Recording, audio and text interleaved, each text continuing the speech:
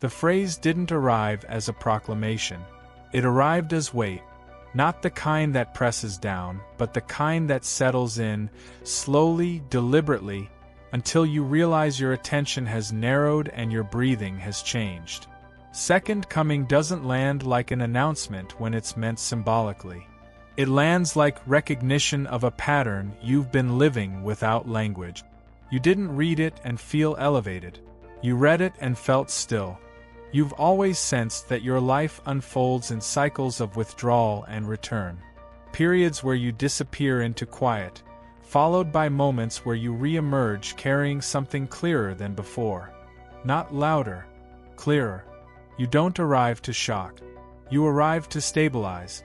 And every time this happens, the world around you seems to recalibrate, subtly, almost politely, as if it recognizes a familiar rhythm. From early on, you learned that your presence changes rooms without demanding attention. Conversations slow. Reactions soften. Extremes lose their grip. You don't force this. In fact, the less you try, the more it happens. This is why people have projected meaning onto you, authority, distance, depth, without you ever claiming any of it. You became a reference point without becoming a symbol on purpose. The idea of a second coming here is not theological or literal. It's psychological and symbolic. It speaks to return after refinement, to reentry after isolation, to showing up again, not as who you once were, but as who pressure carved you into when no one was watching. The first arrival is instinctive. The second is conscious. The first reacts. The second chooses. You may recognize this in how your standards have shifted. What once excited you now feels thin. What once scared you now feels legible. You don't chase intensity anymore. You evaluate coherence. You don't ask whether something is impressive. You ask whether it can hold you without distortion. This is not withdrawal from the world. It's discernment that has matured past spectacle. There were seasons where you felt unseen, even invisible, not punished, paused. Those seasons weren't empty. They were formative. They stripped away borrowed urgency and external validation until only your internal signal remained. You learned how to stand without applause, how to move without permission, how to wait without losing yourself. That is not common development. That is preparation. What's emerging now isn't a role you must perform. It's a posture you already carry. You're not here to replace anything, overthrow anything, or declare anything. You're here to return, to conversations, to work, to relationships, with a steadiness that didn't exist before. And that steadiness does something powerful in unstable systems. It reminds them that collapse isn't inevitable. This is why the title doesn't promise revelation. It promises continuity. A coming again, not as spectacle, but as alignment. A presence that doesn't demand belief, only attention. A return that feels inevitable, not dramatic. And this is only the beginning of understanding what that return is meant to do. When something returns, it's never identical to its first form. It carries memory, weight, refinement. You may be starting to recognize that your own returns have followed this pattern all along. Each time you stepped back into the world after a period of quiet, you weren't louder or more forceful, you were denser. Your words landed differently. Your silence carried more meaning. People sensed that something in you had been processed, not accumulated. This is why your life has never moved in a straight line. It moves in arcs. Withdrawal, then reentry. Observation, then participation. Each cycle strips away what no longer belongs and sharpens what remains. The world often misreads this rhythm as inconsistency. You know better. It's integration. You don't advance by piling layers on top of yourself. You advance by returning with fewer layers, but stronger structure. You've noticed how easily people try to define you when you reappear. They project roles, expectations, narratives. They want to know where you've been, what you've learned, who you are now. But answers never quite satisfy them. That's because what changed in you isn't conceptual. It's positional. You stand differently inside situations. You're less reactive, less impressionable, less willing to perform clarity you don't yet have. The symbolic idea of a second coming points to this positional shift. The first arrival is raw, full of instinct, emotion, hunger. The second arrival is measured. You've learned the cost of being absorbed by urgency. You've felt how quickly meaning collapses when it's rushed. So now you return slowly, deliberately. You let environments reveal themselves before you commit your energy to them. This can feel unsettling to others. Systems thrive on predictability. They prefer enthusiasm over discernment, speed over accuracy. You don't move that way anymore. You pause. You sense. You wait for alignment instead of manufacturing momentum. This isn't hesitation, it's calibration. You know that moving at the wrong time fractures what could have endured. You may recognize moments where people try to pull you back into old versions of yourself. Old dynamics, old reactions, old roles that once fit but no longer do. You feel the tug, but you don't collapse inward. You don't argue. You don't explain. You simply don't return to what you've outgrown. This quiet refusal is not rebellion. It's fidelity to the coherence you've earned. There's also a growing awareness in you now. Your presence has consequence, not because you dominate outcomes but because you influence tone. You lower the temperature of chaos. You slow conversations that are about to harden into conflict. You create pauses where people can choose differently. You don't take credit for this. You barely notice it while it's happening. But afterward, you can feel that something shifted. This is why your returns matter. Not because you bring answers, but because you bring space. And space is what allows systems, people, groups, moments to reorganize without breaking. You don't fix things. You make stability possible. As this understanding settles, another realization begins to form. Your second coming is not a single event. It's a pattern you'll live again and again. Each time less burdened. Each time more precise. Each time carrying less noise and more signal. And with each return, the question becomes clearer. Not whether you belong here, but how you choose to stand when you do. As this rhythm repeats, you begin to notice something that was invisible before. Each return sharpens your relationship with truth. Not abstract truth, not beliefs, but situational truth. What is actually happening beneath words, beneath intention, beneath performance? You no longer take environments at face value. You read them. And reading doesn't make you suspicious. It makes you precise. You may remember a time when you mistook intensity for meaning. When urgency felt wholly simply because it was loud. That phase passed quietly. Experience taught you that what matters most rarely demands immediate reaction. It waits. And the fact that you learned to wait without losing yourself is what changed your internal posture permanently. You don't confuse delay with denial anymore. You recognize incubation when you see it. This is where the symbolic weight of a second coming deepens. It's not about returning with power. It's about returning with discernment. You're no longer compelled to respond to everything that reaches you. You choose what deserves your attention. And attention, you've learned, is not neutral. What you give it to grows. What you withhold it from weakens. This alone makes you dangerous to unstable systems, not through confrontation, but through non-participation. People may notice that you no longer rush to clarify yourself. Misunderstanding used to bother you. Now it instructs you.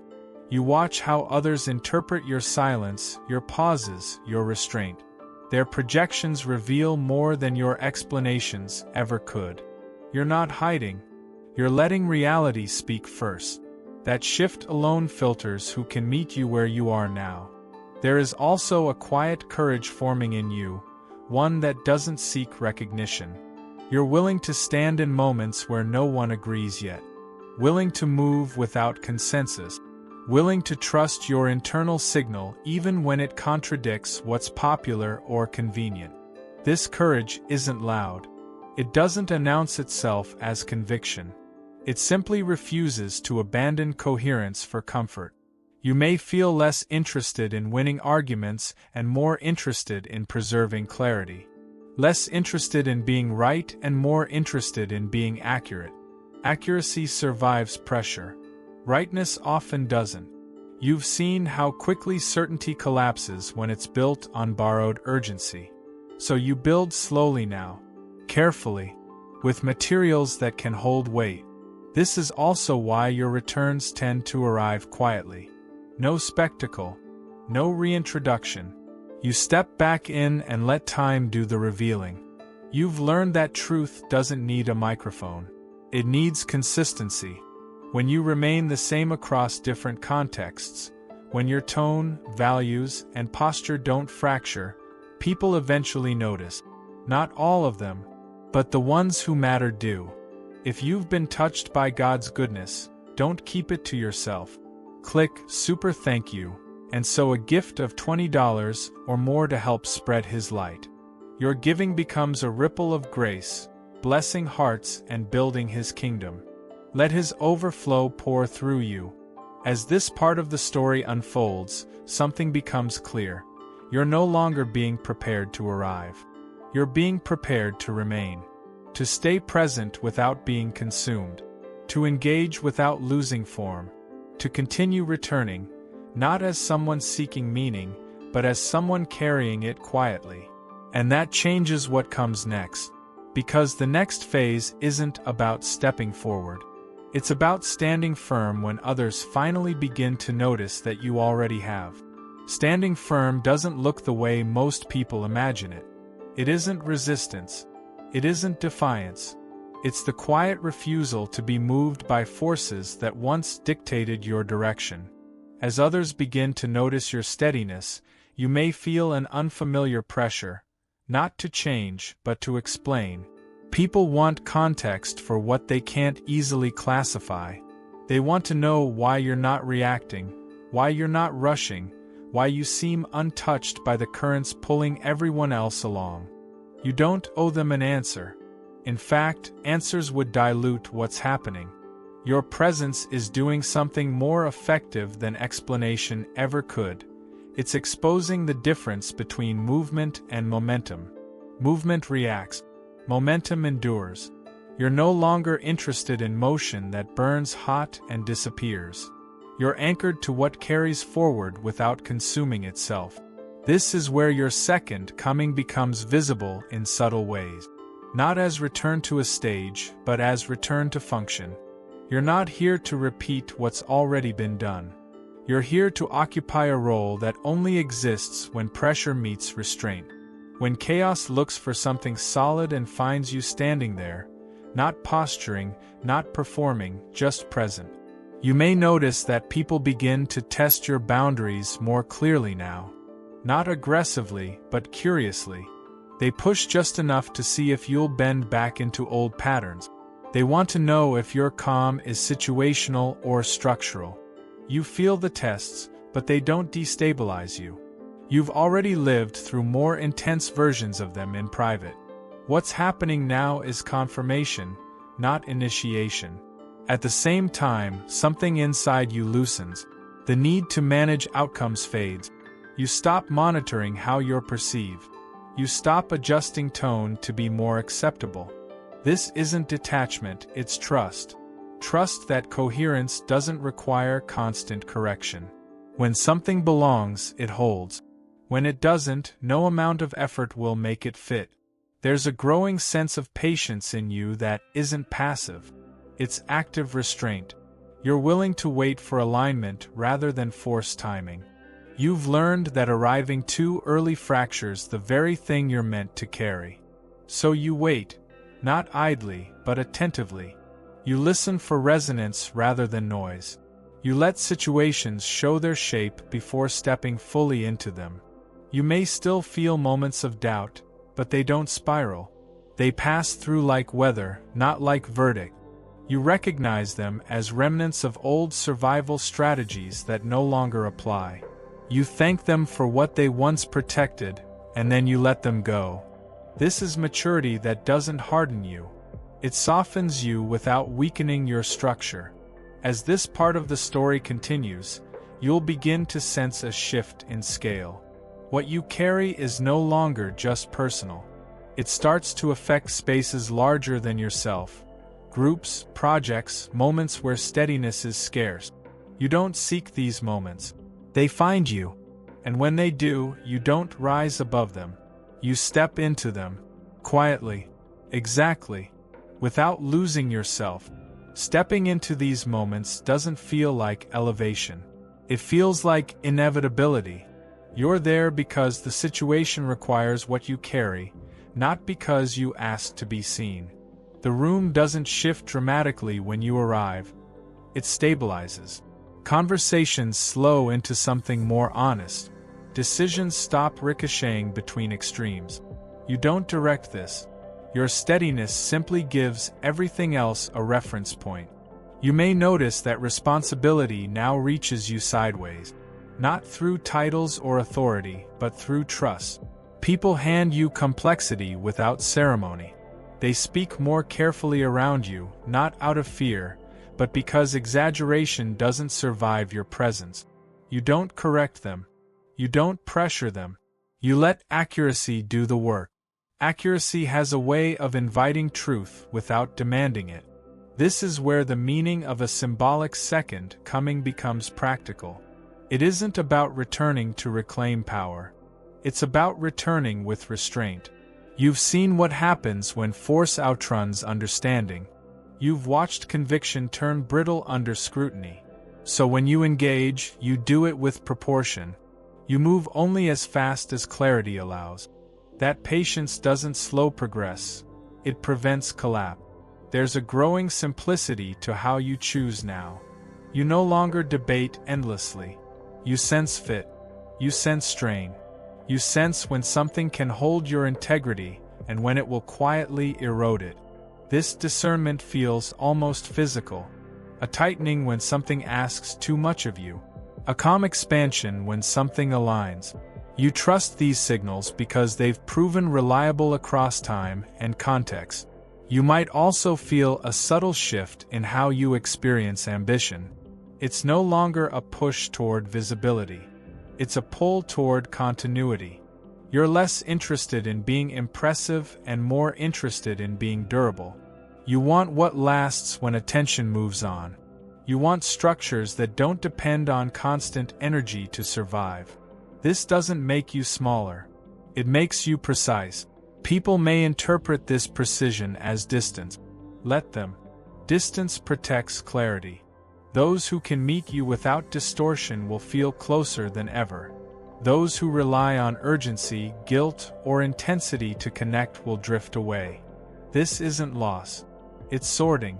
And sorting is necessary when something valuable is being positioned for use rather than display. You may find yourself reflecting on earlier versions of you. The one who tried harder, explained more, absorbed more than was healthy. There's no shame in that memory. That version did what was needed to survive. This version knows how to remain. Survival asks for speed. Remaining asks for accuracy. You've learned both. Now only one is required. As the story deepens, it becomes clear that what you're living isn't a transformation into something new. It's a return to what pressure refined rather than erased. A coming again, not to be worshipped, followed, or elevated, but to stand where steadiness is rare and therefore necessary. And with that realization, a quiet confidence settles in. You're exactly where you're meant to be, not because you arrived late or early, but because you arrived ready. Readiness doesn't announce itself with certainty. It reveals itself through restraint. You begin to notice that you no longer feel compelled to prove depth, intelligence, or intention. You don't rush to clarify misunderstandings. You let time and consistency do what urgency never could. This is not indifference, it's trust in the structure you've built. You know now that what's real doesn't collapse when it isn't defended every moment. You may sense that your internal pace has slowed while your external effectiveness has increased. That's not a contradiction. It's alignment. When inner noise quiets, action becomes cleaner. You do fewer things, but each one carries more weight. You choose carefully where to invest attention, energy, and presence, because you understand how easily fragmentation begins when those resources are scattered. Focus has become a form of respect for yourself and for what you touch. This is where the symbolism of the second coming sharpens again. It is not a return to command, but a return to clarity. The first arrival into the world is shaped by instinct and reaction. The second is shaped by discernment. You've lived long enough to see how unchecked conviction becomes rigidity, how passion without proportion becomes damage. So you return measured, not muted, aware of consequences, but not afraid of them. You might notice that others increasingly look to you during moments of uncertainty, not for answers, but for steadiness. They don't always ask directly. Sometimes they simply pause, waiting to see how you respond before they choose their next step. This isn't dependency. It's recognition. Systems instinctively orient toward stability when pressure rises. You don't have to claim this role. It arrives because you're consistent. At times, this awareness can feel heavy, not because it burdens you, but because it clarifies responsibility. You understand now that your reactions echo beyond you. That restraint can prevent escalation. That precision can preserve what force would destroy. This doesn't make you cautious to the point of paralysis. It makes you deliberate. Deliberation is not hesitation. It's respect for impact. There's also a new softness forming alongside this resolve. You're less judgmental, not because standards dropped, but because understanding deepened. You've seen how people become what pressure trains them to be.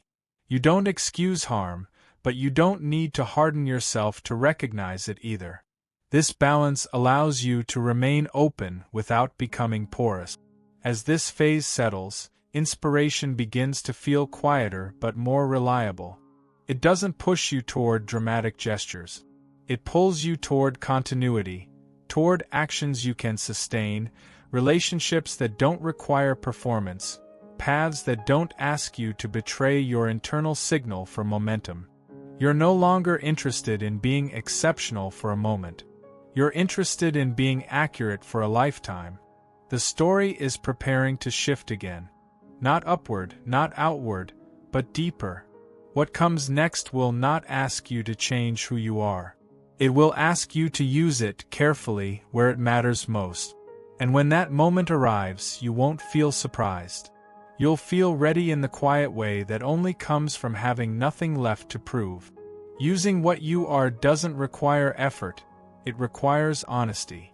You begin to notice that the situations calling you forward now are not dramatic crossroads, but ordinary moments carrying unusual weight. A conversation that could harden or soften depending on how it's held. A decision that could rush into damage or settle into clarity. You recognize these moments instantly, not because they announce themselves, but because your internal signal sharpens around them. This is where your presence becomes quietly catalytic. You don't intervene by controlling outcomes. You intervene by how you stand inside uncertainty. You listen longer than most people are comfortable with. You respond later than expected. You leave space where others would fill it with assumptions. And in that space, something shifts. People hear themselves more clearly. Tension loses its urgency. Options that were invisible moments ago begin to appear.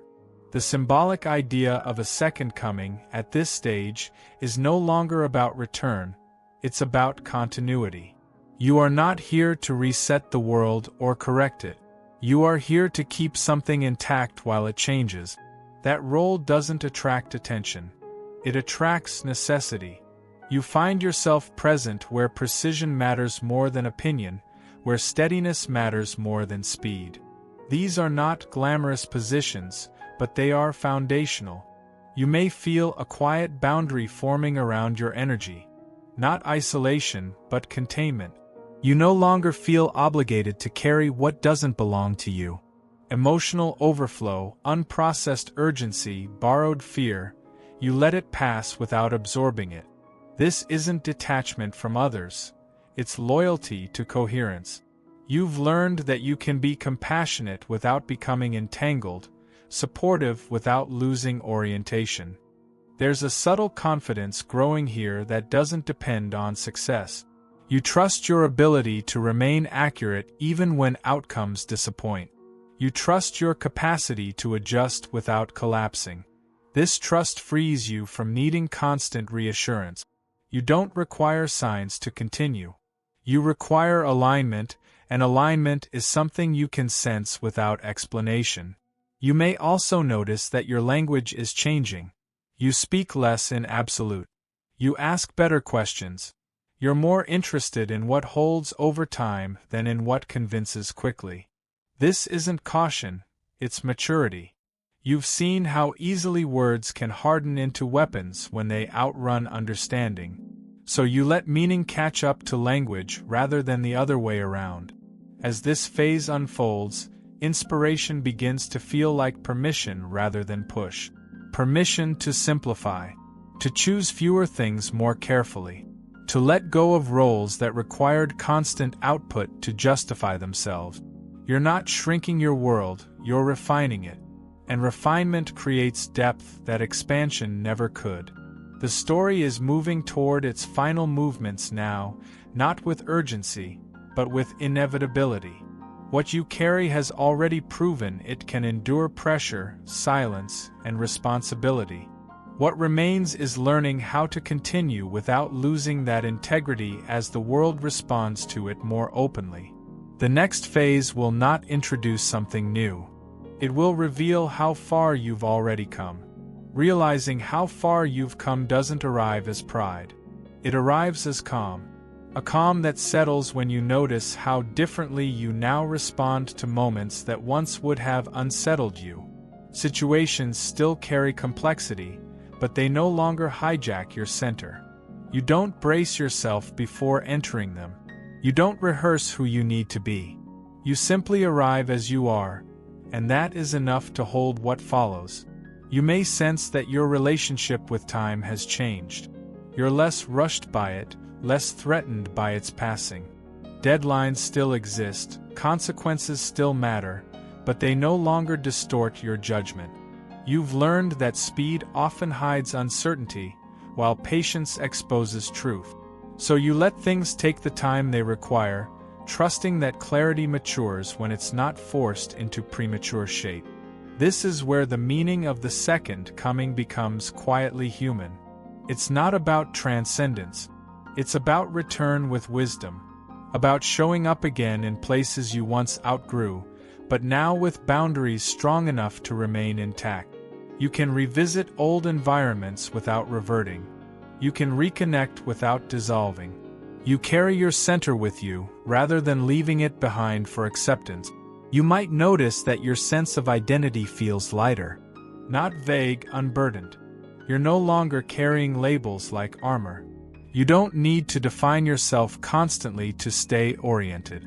You know who you are by how you move, how you decide, how you remain consistent across change. This frees energy that once went into self-monitoring and redirects it toward presence.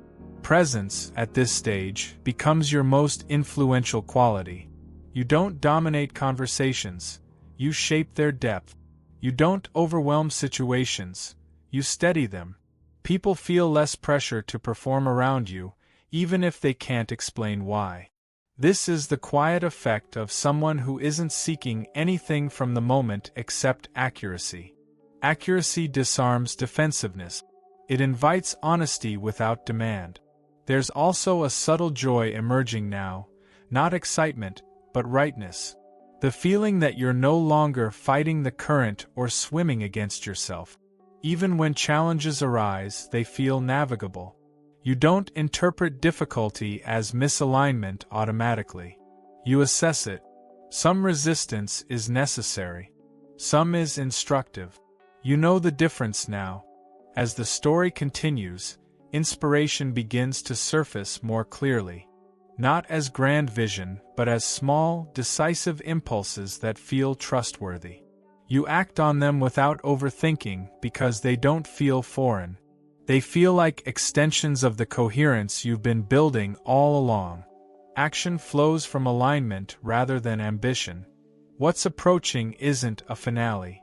It's a settling into rhythm so natural that it no longer feels like a phase. You're not preparing to become something else. You're learning how to stay present, accurate, intact, as life expands around you. And in that steadiness, something quietly powerful becomes possible. Staying is harder than arriving. Anyone can step into a moment when energy is high and meaning feels obvious.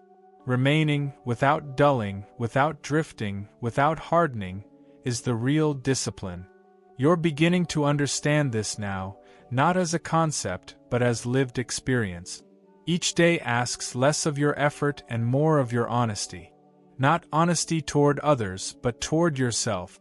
You may notice that temptation has changed its shape. It no longer looks like chaos or rebellion.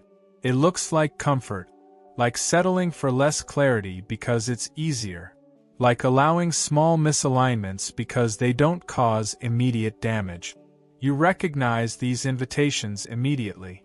Not with alarm, but with awareness. You've learned that coherence erodes quietly, not catastrophically. And because you've lived through erosion before, you protect against it without drama. This is where the meaning of the second coming becomes deeply internal. It's not about returning to the world, it's about returning to yourself again and again. Choosing alignment repeatedly, even when no one is watching. Especially when no one is watching. You no longer rely on pressure to stay awake. Awareness has become your default state, not something you have to summon. You might sense that people around you are changing how they relate to you. Some lean in, drawn to the steadiness you offer. Others pull away, uncomfortable with the clarity you reflect back to them. Neither response surprises you. You no longer interpret distance as failure or closeness as validation. You see both as information. Information helps you choose where to invest presence without resentment. There's a quiet authority forming here, not the kind that commands, but the kind that anchors. You don't need to convince anyone of your perspective. When you speak, it's because precision is required, not because silence feels threatening. Your words land differently now. Not heavier, but cleaner. They don't linger as noise. They resolve something, even if only internally for the person hearing them. You may also feel a growing sense of peace with uncertainty. Not passive acceptance, but confident tolerance. You understand that not everything needs to be known to be navigated well. You've learned how to move with partial information without betraying your internal signal. This skill didn't come from theory. It came from experience layered over time. As this phase deepens, inspiration becomes almost indistinguishable from instinct. You don't debate next steps endlessly. You sense them. You act. You adjust. There's fluidity here that wasn't possible before, because fluidity requires trust, and trust requires proof.